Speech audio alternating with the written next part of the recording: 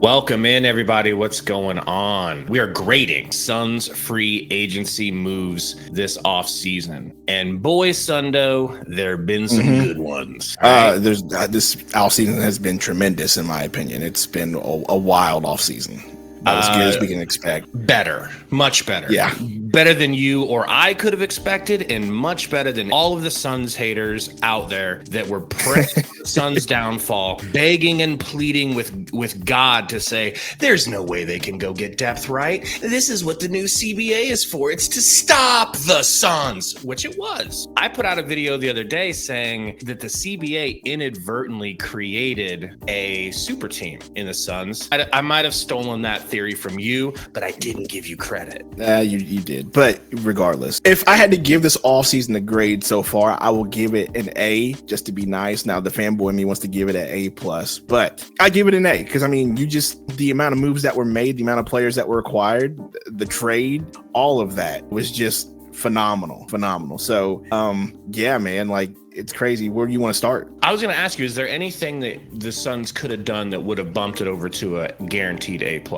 Maybe getting getting Bol later. Yes, that's potential, which, by the way, Gambo from Arizona Sports dropped that bombshell saying the Suns are very interested and he potentially could see them looking at Bol, and he's been spot on this entire offseason with all the moves. So there's that. So we add Bol, yeah, that'll make it go up. But me just giving it an A is just being nice. I don't want to give it an A+, I don't want to like team or anything. So that's the reason why it's just an A.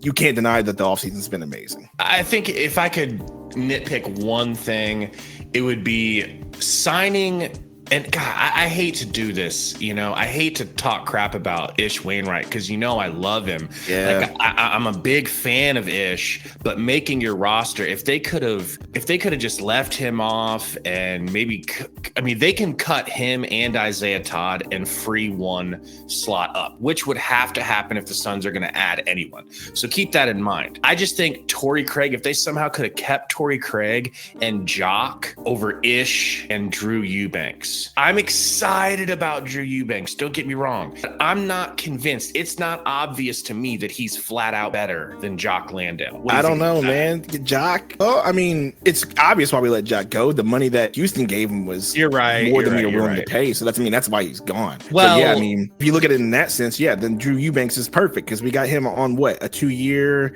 close to a veteran minimum. So yeah, like I would take Drew Eubanks on that contract versus what the Rockets gave up. Landale, it's going to be probably the same production. So in real time, it felt like the Suns were like, hey, Jock, I know we offered you this little minimum deal. We got to pull it, man. We're going after Eubanks. We're going to replace you. And then the Rockets were like, hey, we're throwing money around. Hey, you with the curly hair. We'll give you and the nice mustache. And the nice mustache. That's we'll what give you the felt payday. like. But hopefully what was really going on was the Suns recognized, hey, the Rockets, we hear through the tea leaves that the Rockets are going to be paying this dude. So let's just pull our offer. We'll get somebody else. Hopefully that's what it was. That's exactly what happened. And, that somebody else was a Eubanks or even Metu, if you want to go that route. We got a poll for them. Why don't you go ahead and post that poll, or did you already get it up there? I posted the first one. You already got up there? Yeah. I'm looking at it right now. So far, everybody's giving it an A, which, that's not surprising at all. Let me ask you this, because I have some transactions that I have here for grades. Let's just go ahead and start with number one. Let's just start with the Bradley Beal trade. What would you grade the Bradley Beal trade? Because I graded that an A+++++. Okay. For the heist of CP3 and Landry Shamet in, some seconds for Bradley Beal. I just thought that was crazy and such a favor from the gods that fell into our lap. That's an A+ move for me. What do you think? I want to say A+, but I'm going to go ahead and give it like an A because there was another option. There was another option, which was plan a little bit more for the future. And I think an A+ would have been something that could have helped in the future, not just in the right here and right now. If we win a title this season or the next season, whenever we have this big three, it will be an A+. Okay. But we did cripple ourselves for the future. Our future is crippled. Yes. So, however, I will never scoff at turning Chris Paul and Landry Shamet. It's like you took an apple with a bite out of it and a little bit of rot to it out of the trash and handed it in for a ruby. Let me go to your point about us crippling our future here. Now, I agree. Not having control over any draft picks until 2031 is ridiculous. That's a whole 8 years of no control over any draft picks and any sort of compensation like that. I think the Suns can keep playing the game that they played this offseason with the minimum signings about as long as they want to, which I think will probably be about 2 or 3 years. I think they can play that game for 2 or 3 years and still be successful. But yeah, I agree with you. Eventually, they're going to have to start getting some sort of young talent, for the future. But I'm totally, I don't want to give you the wrong idea. I'm fine. I'm happy with this being an all-in situation, and the Suns are all in for right now. And I will admit it, if the Suns don't win the title this year, they're going to look like gigantic failures, and they're going to get clowned. Yep, I agree with that as well, and I think Ishbia will look at that if we do fail, and he will make the appropriate moves. Let me ask you about this guy right here, and I know you were excited about this signing because I texted you when you were asleep when this happened, and you woke up and said, no way, in all capital letters. What do you think about the Eric Gordon signing? What would you grade that one? I'm also trying not to be a homer here, okay? So these grades are being muted a little bit, bro. I would go with, I gave it an A minus. I gave it an A minus. Okay, we're in the same frame. All right, cool. So good, man. First off, he could have gotten more money elsewhere. That's been revealed. He had better offers, but this new CBA is creating a weird wrinkle where teams just generally have less money, which is going to force, like you've said, more players onto minimum deals. And why take a minimum deal over here where there's no chance to win a title? And you're if you can go to a team on a minimum and parlay that into a big deal the next year, that's where you want to go take your minimums. And that's why we got him. And I'm so happy because, dude, he could start for the Suns. He will be an incredible bench player if they bring him off the bench. Better than anyone we had off the bench last season. B+ only because I'm trying not to seem like a ridiculous homer. Yeah, I feel you on that one. I gave it an A- though. And to your point, just already better than anybody we had in the bench last year. Infinitely better. We all know about the history with him wanting to be in Phoenix for the last 10 years, and now it's finally happening. But yeah, I'm going to give that an A-. My next player that I want to ask you about, and this one is our favorite. We have been clamoring for this guy since the rumors came out that he was tagged to us. Yuta Watanabe. What do you grade the Yuta signing? I want to ask you, which are you more excited about, Yuta or Eric Gordon? Because I'm more excited. I'm more excited about Yuta. That's just me personally. I know that Eric Gordon is probably the better player, but for me, Yuta. I absolutely love Yuta. I love what he brings to the table. I love the smarts. I love how he plays defense. The fact that this man shot a high percentage from the corner with KD on the court with him in Brooklyn makes me really excited. KD vouches for him. KD loves the dude. So I love the guy. If that makes any sense. I give it an A. I give the Yuta move an A. Just an A grade, but that's just me. Real quick, the first poll ended, everybody. Thank you for voting. How would you grade the Suns free agent moves? 64% are saying it was an A. Next poll is up. Which Suns free agent signing is the most significant, which is literally what we're talking about right now. I love Yuta, but I don't want to give it an A or an A+ until we see him become a volume shooter.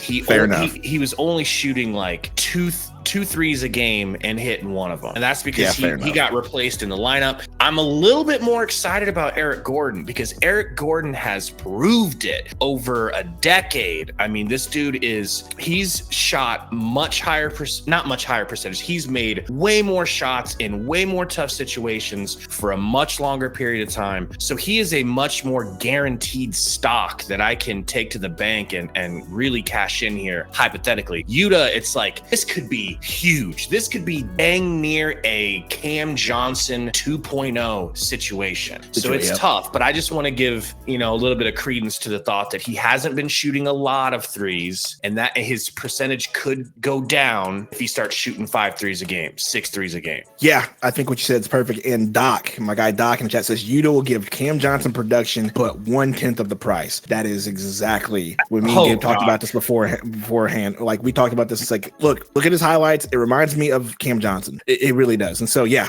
I agree with that wholeheartedly. And I love that. So let's move on to the next player, Keita Bates-Diop.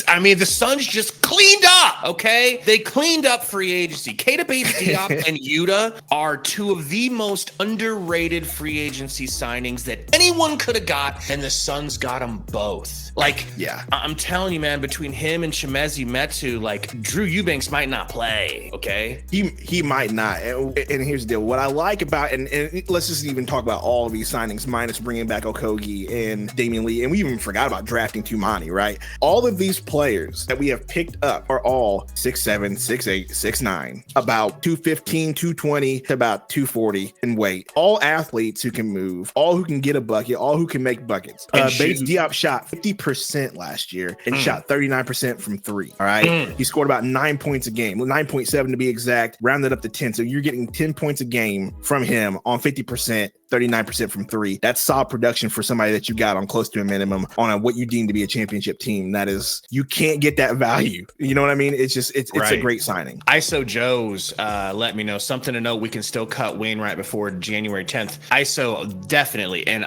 if we want Bull, if you're into that sort of thing, I see some people not happy with it. I see some people very happy with it. You're going to need to cut two players if you want to bring in any more moves. So you got to get rid of more than likely Ish. Sorry, Ish, love you. But and then also I see somebody saying Isaiah Todd.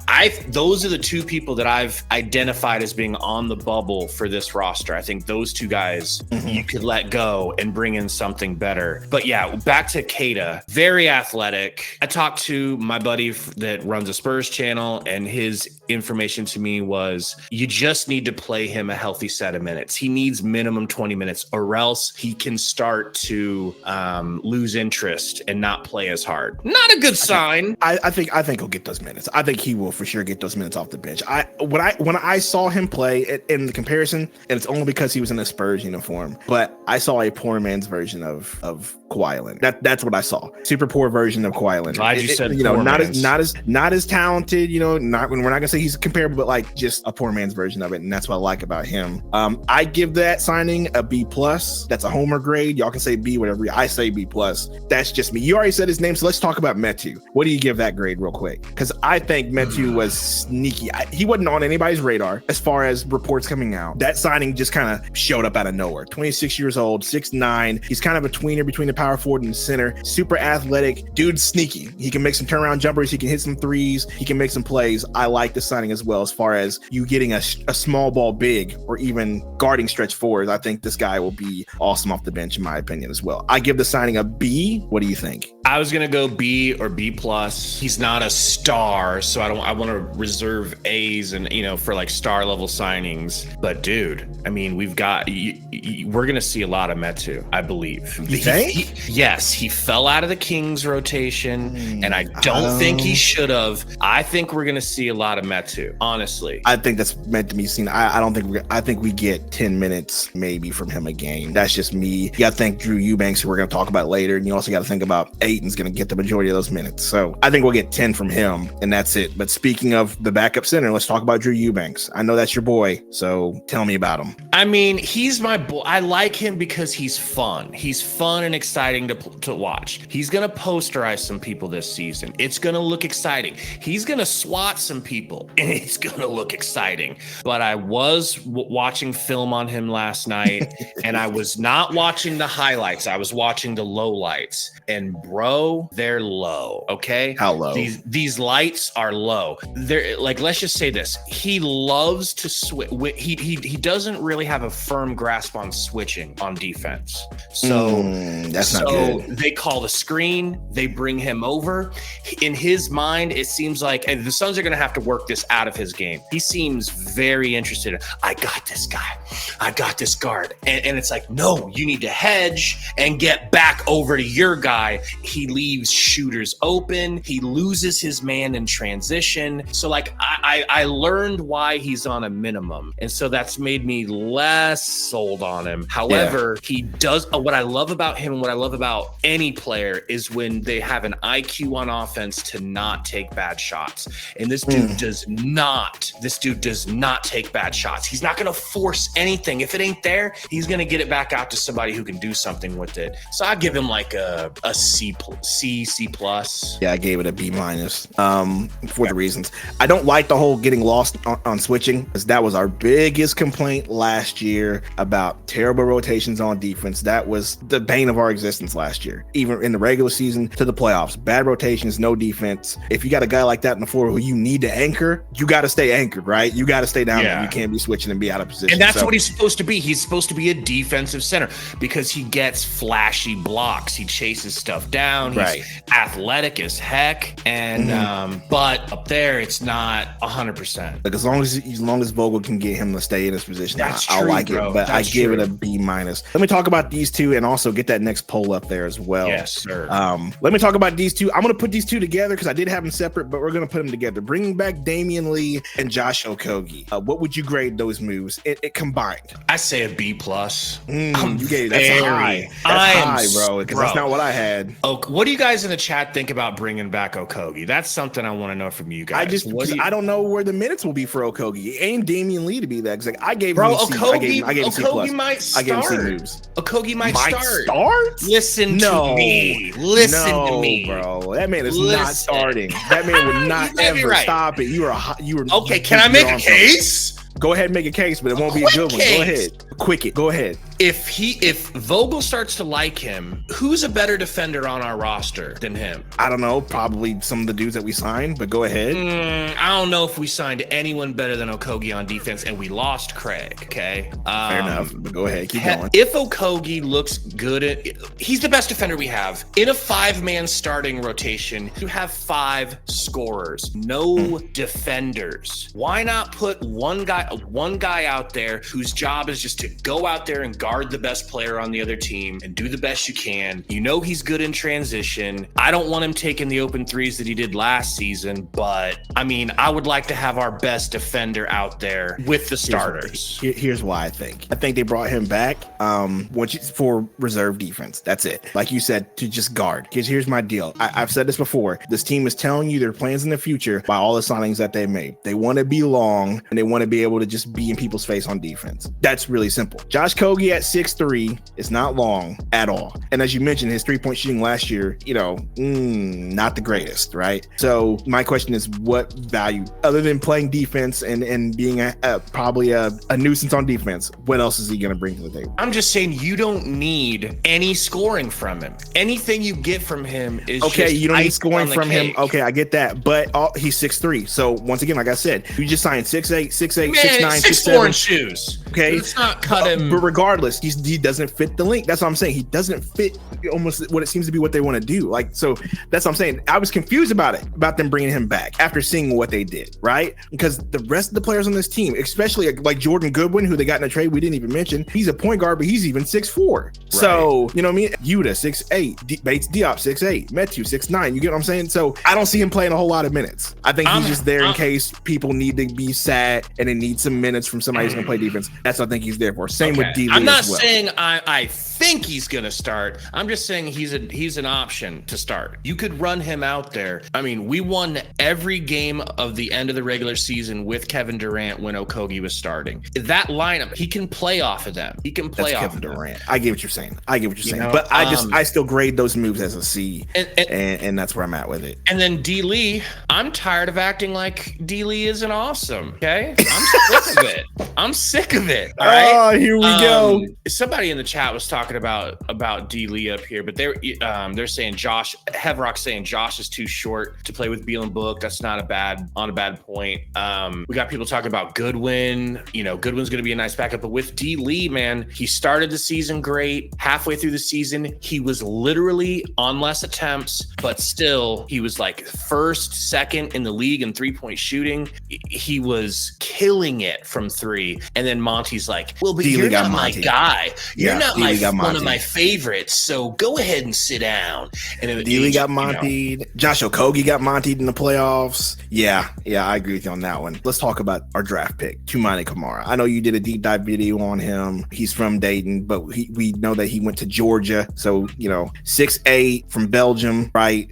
How much did he weigh? He was like 230, I think. 230-ish. 230, So he seems to fit once again what we're doing here as far as having somebody 6'8", big wingspan, long, can hit threes. What do you feel about that draft pick, especially at 52, where we didn't have many of a chance to pick up a whole lot of talent? If we're going to be honest, I gave it a B. That's what I feel about that draft pick. What do you think? I love it.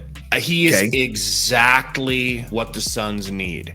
Like literally exactly what the Suns need. A great rebounder, great hustle guy, super motor, super duper athletic, cramming on people's heads, attacks the rim, finishes at the rim very well. Remember, what do the Suns like to do? Middies, threes, hand in the face. Suns never go to the free throw line. This is a dude who can attack and get to the free throw line and help. When we miss those contested middies, he'll be getting put back dunks. My only question with him is, how soon is he going to be ready to play? If we didn't have the bang up offseason free agent wise that we did, I think he would have been thrown in with them immediately. But is he going to, like, somebody here is talking about Keita. Williams is saying Keita might be the fifth starter because he can play D and that can push KD back to the 3 and he can play 4. That's true. Keita Bates-Diop is an option, right, at starter. What do you think? Yeah, I mean, that's an option as a starter. Yuta's an option. Yuta's an option. Here's the deal. We talked about this before on our show. We have plenty of options as to who can be that fifth starter based on who we play. It doesn't have to just be one person. You know what I mean? But I do like the Bates-Diop idea. But as far as, we could literally have Campaign start point guard one time based on what needs to happen, or we could put Bates-Diop in there one time based on who we're playing. It doesn't have to be set because we have so many options as far as players we picked up on this lineup, bro.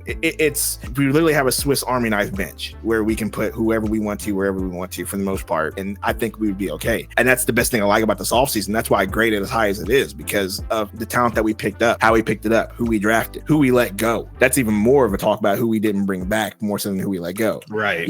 I know that you don't like the fact that we let go of Bismack Biyombo, but we talked about this. Biyombo, as much of a defensive anchor as he is, the dude cannot shoot. And I think that we need dudes that can shoot and put the ball in the hole as well as play defense and be a defensive anchor. And that's where we're going. And so, yeah, I think we could have Bates-Diop as a starter. I think Yuta could be a starter. I think Metu could find his way in there. It just, there's a lot of ways the starting lineup can go, in my opinion. Our last poll wrapped up. Thank you guys for voting. 40% want Kelly Oubre over Bol, Christian Wood, or Dwight Howard. Kelly Oubre, if Kelly Oubre signs with the Suns, I will lose my ever-loving mind, bro. I mean, I know you would. And he is immediately a starter. I don't want anyone starting over Kelly Oubre if that happens. Now, I put the one last poll up, and it's getting some votes here. Should the Suns still try to trade Deandre Ayton? It could be yes or no. We'll get this one out of the way real quick because we got to wrap up. But yes or no, and or Frank, you think Frank Vogel's going to fix him, or do you want to wait until the trade deadline? Dude, I'll give you my ideas and you can close us out with yours. I think the Suns, if they didn't get, like I said, the free agent haul that they did,